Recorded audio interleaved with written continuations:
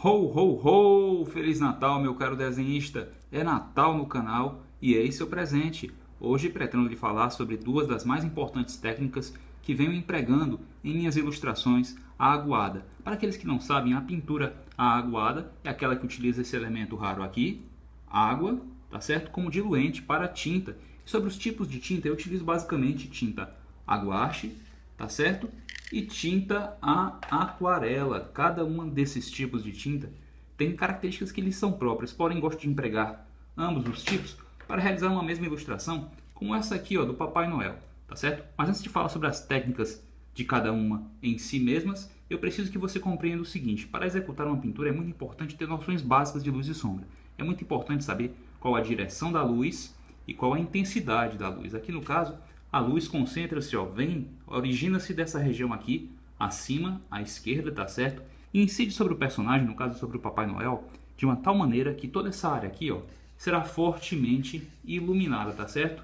Essa área aqui pode ser, inclusive, representada com um branco total, se não um branco, com cores bem diluídas que eu ainda pretendo executar. E as áreas mais sombreadas são, portanto, concentradas, são localizadas nessa outra faceta do personagem, nesse outro lado aqui da face do rosto, tá bom? Percebam que são cores mais densas, são cores todas mais sombreadas, tá bom? Então, pessoal, sobre a técnica em si, a primeira técnica sobre a qual pretendo lhes falar é a técnica do lavado, a mais importante técnica presente, tá certo, no repertório de pintura a aquarela. Essa técnica consiste em concentrar uma maior quantidade de tinta em áreas de cavidade, tá certo?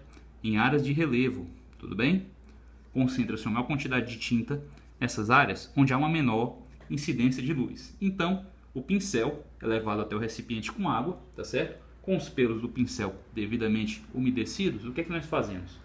Nós espalhamos essa concentração de tinta, essa maior quantidade de tinta, tá certo? Ao longo da área mais iluminada, ou seja, nós utilizamos o pincel para levar os pigmentos concentrados aqui nas áreas de cavidade até pontos do desenho sobre os quais incida uma maior quantidade de luz. Entendido isso?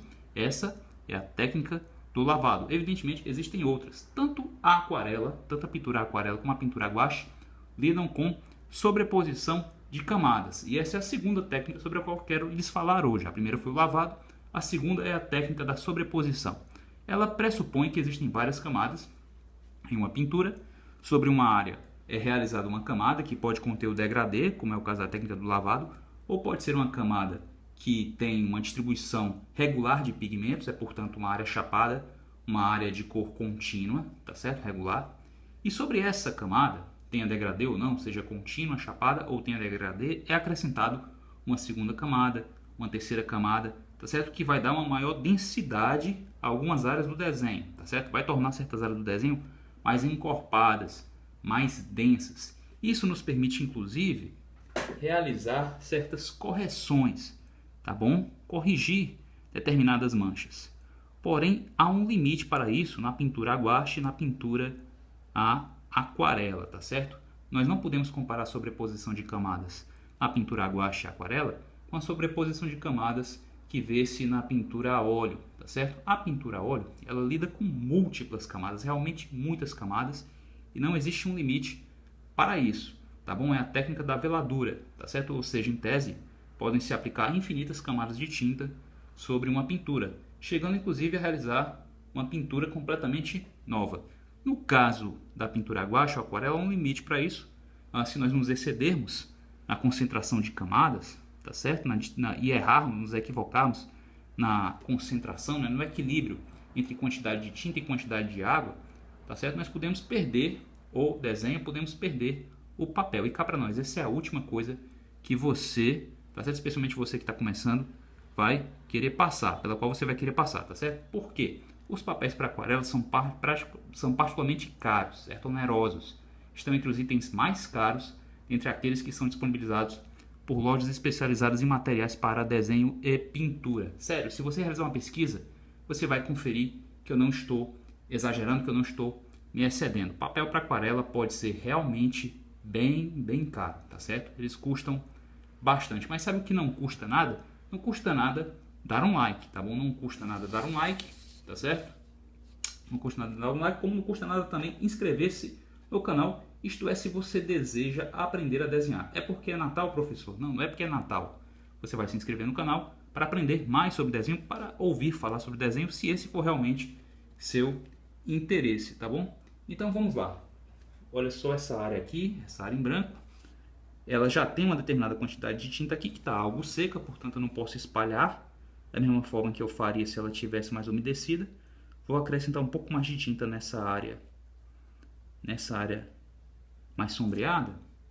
Vou levar o pincel até o recipiente com água, tá certo? E agora eu vou espalhar essa tinta que eu já deixei aqui sobre o papel. Percebem a diferença? Percebem o degradê? Percebem que sutilmente aqui eu tenho uma menor concentração de pigmentos, o que dá uma ideia de maior incidência de luz. Essa é a técnica do lavado.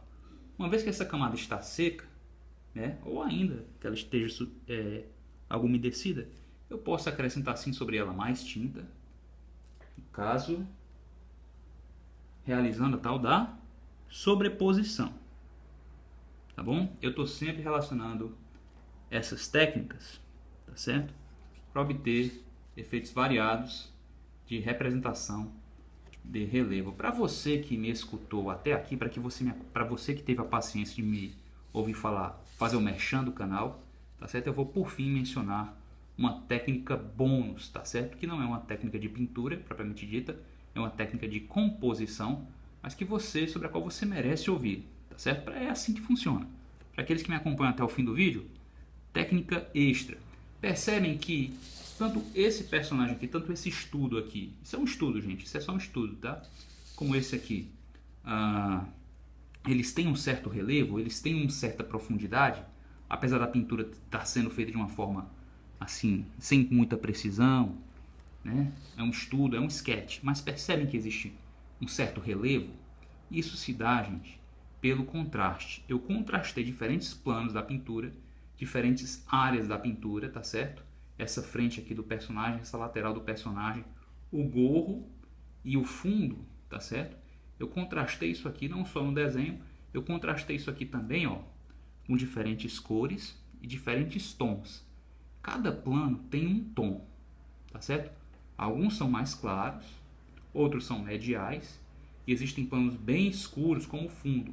Esse contraste tonal entre planos, por si, agrega grande profundidade à pintura. Futuramente falarei mais sobre essa técnica de composição. Por hora foi uma técnica extra para quem me acompanhou até aqui. Mais uma vez, Feliz Natal. Obrigado por me acompanhar. Ano que vem eu aguardo você aqui no canal para que eu possa falar mais sobre desenho e te ajudar a alcançar um novo patamar como desenhista. Assiste a playlist, assiste o vídeo recomendado. Eles têm tudo a ver com este vídeo. Eles vão te ajudar a tornar-se um desenhista algo melhor. Assim espero. Forte abraço. Feliz Natal!